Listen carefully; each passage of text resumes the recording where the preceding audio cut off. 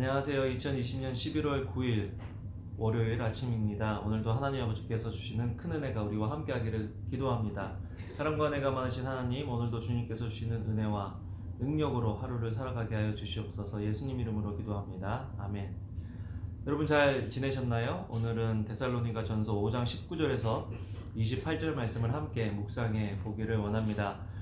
사도 바울은 이제 어린 교회, 그러나 잘 성장하고 있는 데살로니가 교회에 지금 이제 편지를 하고 있습니다. 오늘은 그 데살로니가 전서 마지막 부분입니다. 이제 교회가 어떻게 계속해서 주님 안에서 성장해야 할지, 또 힘들고 어려운 상황에 어떻게 견디고 버텨야 하는지를 말씀을 통해서 가르쳐 주고 있는 모습을 보게 됩니다. 앞서 이야기한 것처럼 데살로니가 교회는 사도 바울이 짧게는 2, 3주, 길어봐야 두 달에서 석 달을 머물렀던 그런 교회죠. 그러니까 교회가 얼마나 어리겠습니까? 그래서 그들을 위해서 밤낮 끊이지 않고 기도를 했는데, 어떻게 보면 사도 바울이 직접 거기 가서 있었던 것보다 기도하며 하나님께 맡겼을 때 하나님께서 이루어주신 일들이 더 크고 좋았던 것들을 보게 됩니다. 그렇기 때문에 사도 바울은 이제 그들에게 기도하라고 권면하죠. 어저께 본문에 보면 항상 기뻐하십시오, 쉬지 말고 기도하십시오, 범사에 감사하십시오, 이는 그리스도 예수 안에서 여러분을 향하신 하나님의 뜻입니다.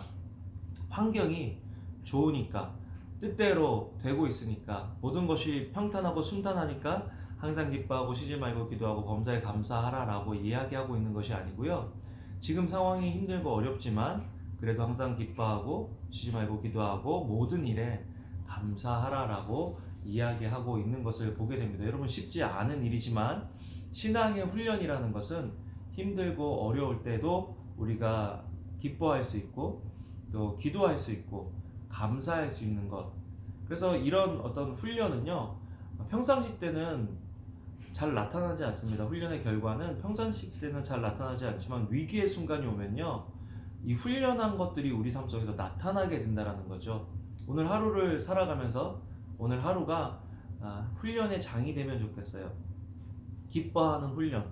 여러분, 우울하다가도요, 거울 보고 씩 웃어보세요. 그러면 웃음이 나옵니다. 자꾸 안 웃어야지, 안 기뻐야지 그렇게 노력하고 결단하지 마시고요, 오늘 기뻐야지 하면서 거울을 보시고 웃어보세요. 또 잘 웃는 사람을 한번 만나보세요. 신앙 안에서 기뻐하는 사람을 만나보세요. 그런 사람들의 이야기를 들어보세요. 그러면 또 힘이 나죠. 또 감사해 보세요.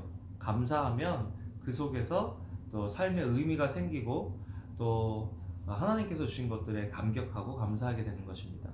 또 기도하면서 하나님이 우리와 함께 하심을 계속해서 우리 속에 선포할 때 우리는 건강하고 능력 있는 그리스도인의 삶을 살아갈 수 있게 되는 것을 보게 됩니다. 여러분, 오늘 본문을 보면요, 계속해서 이제 어떻게 힘든 상황 속에서도 우리가 훈련해야 되냐. 첫 번째는 성령을 소멸하지 마라. 성령을 소멸하지 말라는 것은 거듭되는 죄에 빠지지 말라라는 것입니다. 성령님께서 우리 속에 이것은 죄야 라는 것들을 알려주실 때 우리가 거기서 순종하면서 나올 수 있어야 한다는 거죠. 그 죄를 멈출 수 있도록 기도하며 은혜를 구해야 됩니다. 두 번째로 예언을 멸시하지 마라 그랬는데, 여기서의 예언은 우리가 가지고 있는 하나님의 말씀입니다. 하나님의 말씀을 멸시하거나 또 불순종할 때 우리는 성령을 소멸하는 죄를 범하게 되는 것이죠. 하나님께서 우리에게 주시는 말씀, 그 말씀이 먼저는 있어야 되고요, 또 그 말씀이라면 그 말씀대로 순종하려고 애쓰면서 살아가는 그의 삶의 모습이, 훈련이 우리에게 필요하다라는 것입니다. 또한 모든 것을 분별하고 선한 것을 취하라 라고 이야기했는데, 선택의 문제잖아요. 오늘도 수많은 선택 있습니다. 어떤 언어를 선택할 거고 또 어떤 결정을 해야 되고 하는 이 모든 일 속에서 말씀과 기도로 하나님의 뜻 가운데서 선한 것을 분별하도록, 그런데 이런 것들은 성령님께서 우리 속에서 할 수 있도록 힘을 주실 수 있다라는 거죠. 그렇기 때문에 우리는 계속해서 성령 안에, 말씀 안에 거하는 삶이 필요합니다. 그리고서는 악은 어떤 모양이라도 피하십시오. 여러분, 힘들고 어려우면요, 자꾸 우리 속에 악이 받친다 그런 말 하잖아요. 악이 받쳐서 막 내가 하고 싶은 대로 하려고 할 때가 많은 거죠. 그런데 오늘 말씀을 보면 악은 어떤 모양이라도 피해라. 우리가 문화나 또 주변에서 다 그렇게 한다고 해서 우리도 모르는 사이에 그렇게 그것이 죄인지도 모르고 할 때가 있는데요. 만약에 성령님께서 거리낌을 주신다면 그 자리에서 멈추고 돌이킬 수 있는 지혜와 결단이 필요하다라는 것입니다. 그런데 저는 23절 말씀이 참 좋았어요. 평강의 하나님께서 친히 여러분을 온전히 거룩하게 하시고 우리 주 예수 그리스도께서 오실 때 여러분의 영과 혼과 몸을 다 흠이 없게 지켜주시기를 바랍니다. 그렇죠. 사도 바울이 알았어요. 이것은 우리의 노력과 결단과 또 헌신도 필요하지만 전적인 하나님의 은혜가 필요하다라는 것입니다.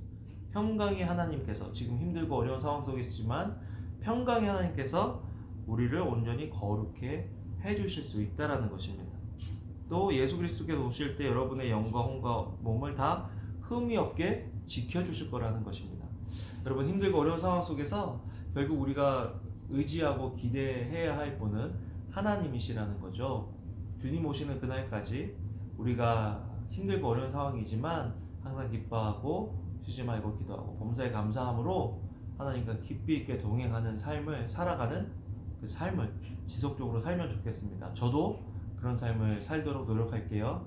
여러분들도 그런 삶을 살도록 노력하고 그런 우리가 함께 만나 교제하며 기뻐할 수 있는 은혜를 나눌 수 있는 그날이 속히 오기를 기대합니다. 고대합니다. 기도하시겠습니다.